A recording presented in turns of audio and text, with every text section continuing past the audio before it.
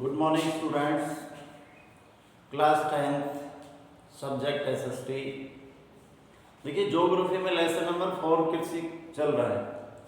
इसके मैंने कल कुछ क्वेश्चन समझाए थे जिसमें भारत की खाद्य फसल, भारत की एक पेय फसल, तो उम्मीद करता हूँ आपके समझ में आ गए होंगे।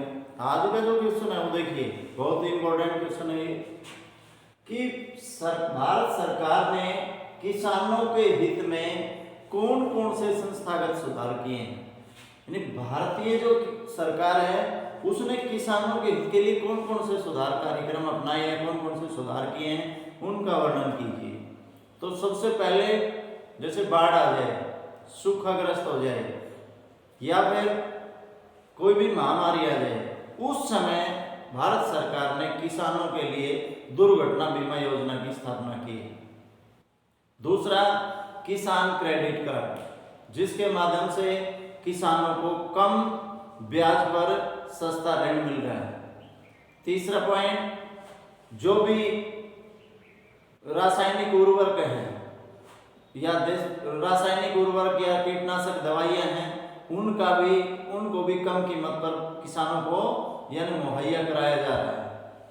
इसके बाद जो ये क्या बोलते हैं, बिजली तथा खाद की जो भी खरीदारी है उसमें छूट दी गई है।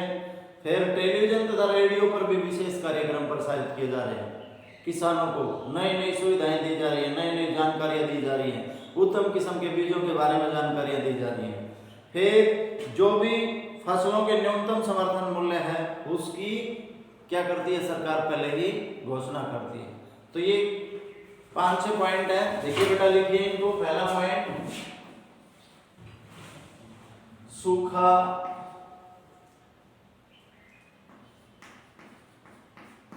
बाढ़, चक्रवात, आग, बीमारी।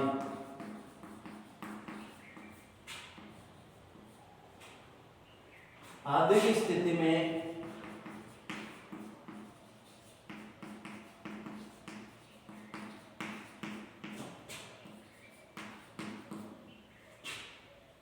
फसल को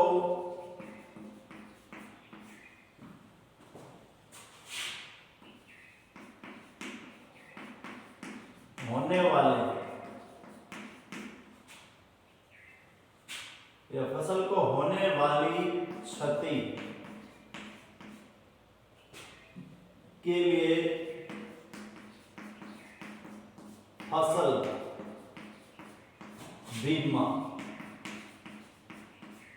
बीमा योजना लागू की।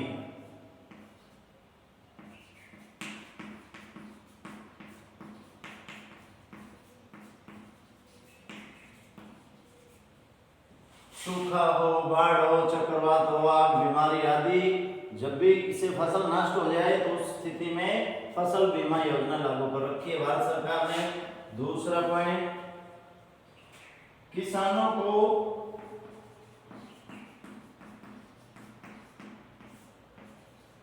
कम दर पर,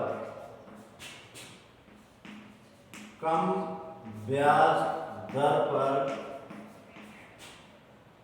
ऋण सुविधाएं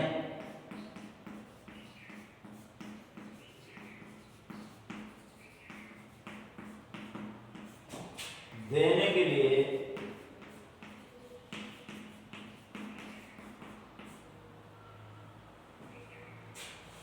ग्रामीण बैंक,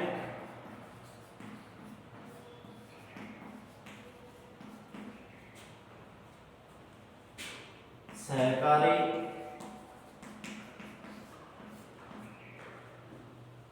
समितियों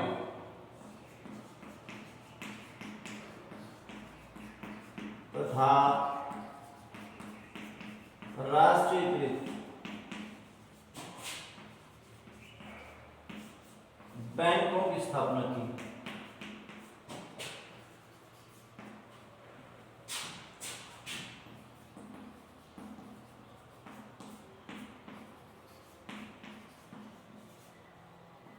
देखिए किसानों को कम ब्याज पर ऋण मुहैया कराने के लिए सोसाइटी या कॉरपोरेशन बैंक या सोसाइटी के जो बैंक हैं उनकी स्थापना की है। कोऑपरेटिव बैंक जिसको बोलते हैं, कोऑपरेटिव बैंक या फिर जो सोसाइटी वगैरह है इनकी स्थापना की है ताकि किसानों को कम दर पर ऋण मिल सके। तीसरा, किसान क्रेडिट कार्ड।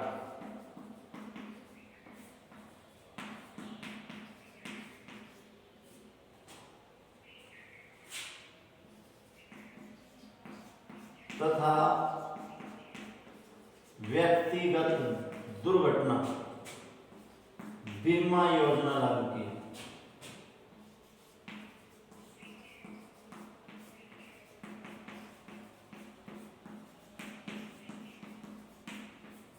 दुर्घटना बीमा योजना लागू की है।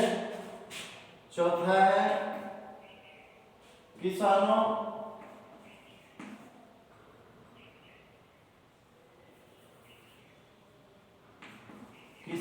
को बिजली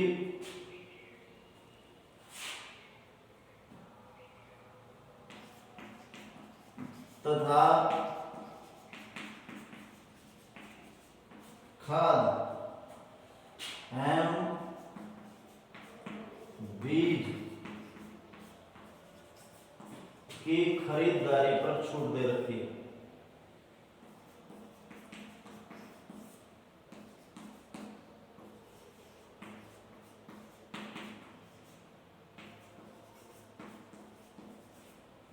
किसान जो भी बीज वगैरह खरीदते हैं तो उन पे किसानों को सरकार ने क्या दे रखी है, छूट दे रखी है, सब्सिडी मिलती है उसके ऊपर।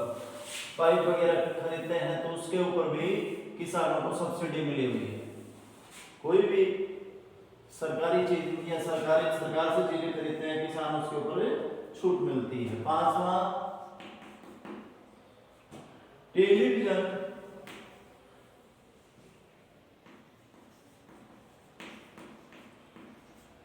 तथा रेडियो पर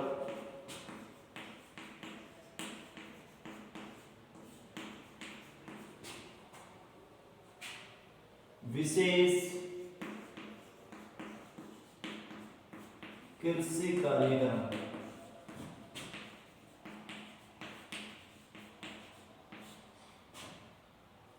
तथा मौसम की जानकारी मिलती है। मौसम की जानकारी देना।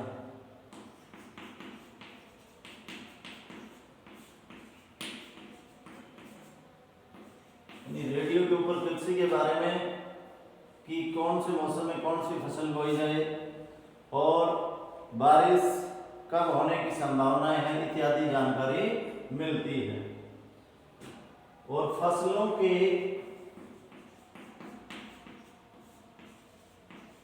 न्यूनतम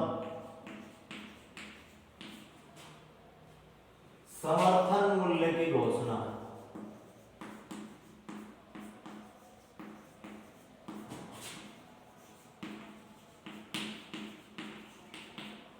आदि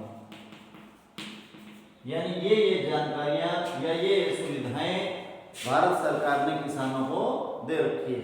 अगला क्वेश्चन देखिए बेटा,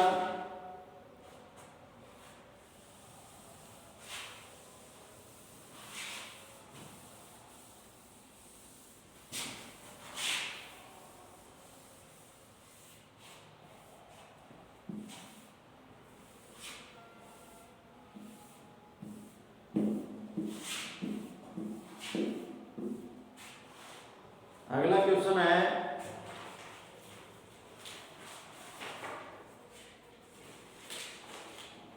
दिन प्रतिदिन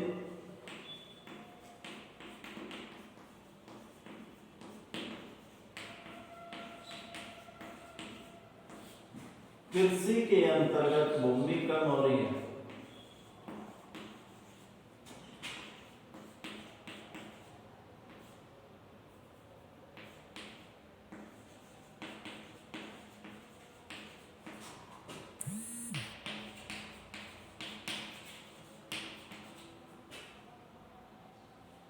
क्या आप इसके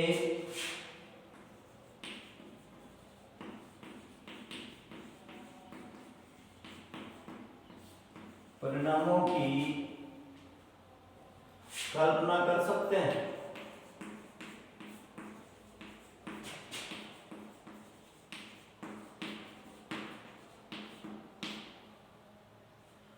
देखिए बेटा,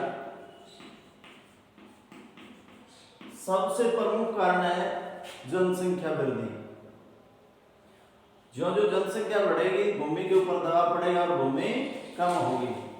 दूसरा, भारत की 70% से भी अधिक जनसंख्या जो है वो कृषि कार्यों में संलग्न है, कृषि कार्यों से ही रोजगार प्राप्त करती है। तीसरा है, कृषि है वो हमारी राष्ट्रीय आय का मुख्य स्रोत भी है, और कृषि पर आधारित उद्योग हैं वो उनको भी पर्याप्त मात्रा में कच्चा माल नहीं मिल पाता, और वो कृषि से ही जो भी कच्चा माल है वो प्राप्त करते हैं, इसलिए इसके ऊपर अधिक दबाव बढ़ रहा है। तो देखिए, पहला पॉइंट, हमारी जनसंख्या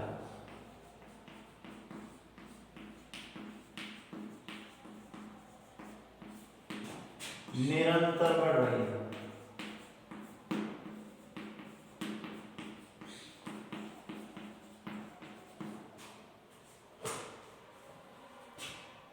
और कृषि भूमि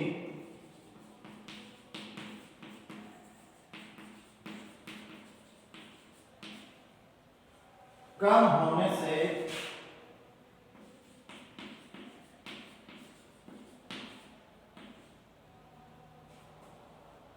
हम अपनी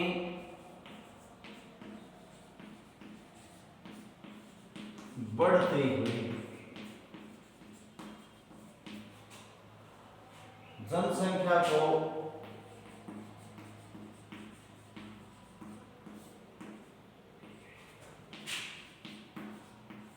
भोजन नहीं जुटा पाते।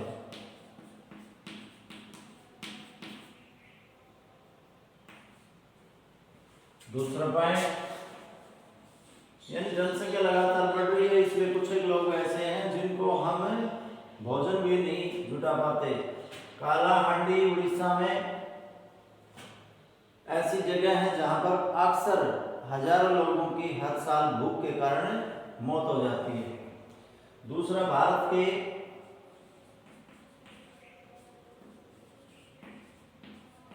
70% से भी अधिक लोगों को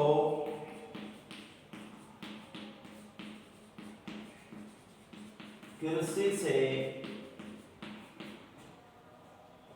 रोजगार मिलता है।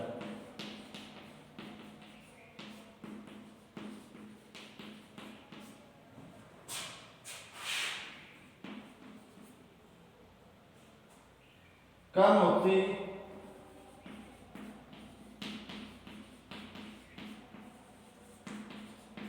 कृषि भूमि से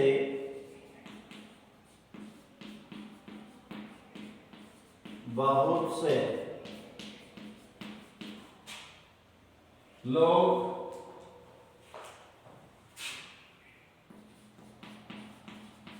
बेरोजगार हो गए।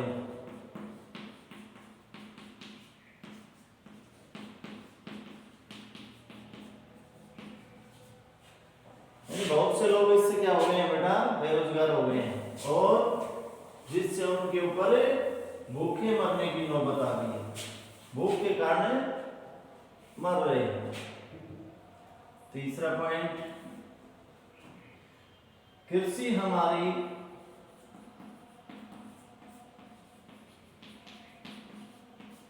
राष्ट्रीय आय का मुख्य स्रोत है।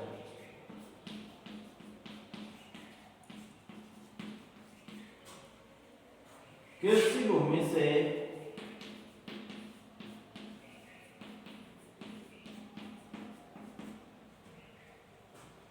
हमारी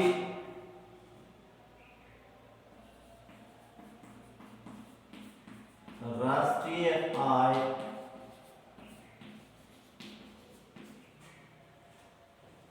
कम हो सकती है,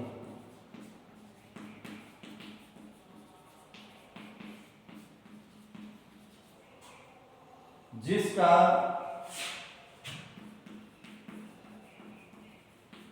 हमारी अर्थव्यवस्था पर भी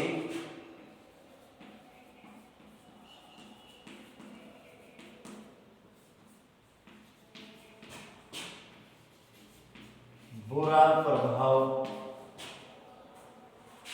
पड़ेगा या बुरा प्रभाव पड़ सकता है।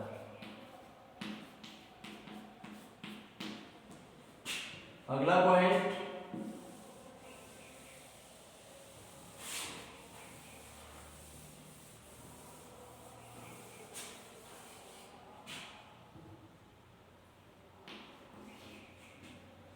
कृषि पर आधारित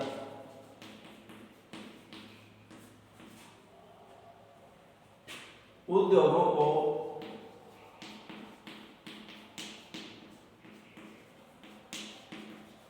पर्याप्त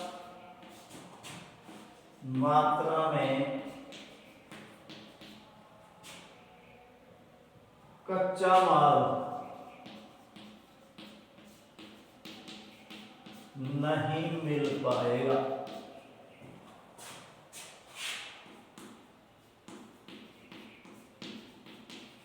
क्योंकि बहुत सारे उद्योग हैं वो कृषि के ऊपर आधारित हैं। अगर ऐसे ही जनसंख्या बढ़ती रही तो भूमि कम हो जाएगी और उद्योगों को कच्चा माल नहीं मिल पाएगा। परिणाम स्वरूप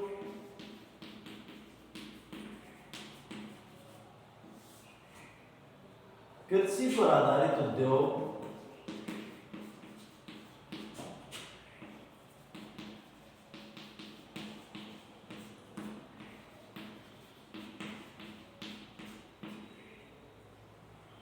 पिछड़ने लगे।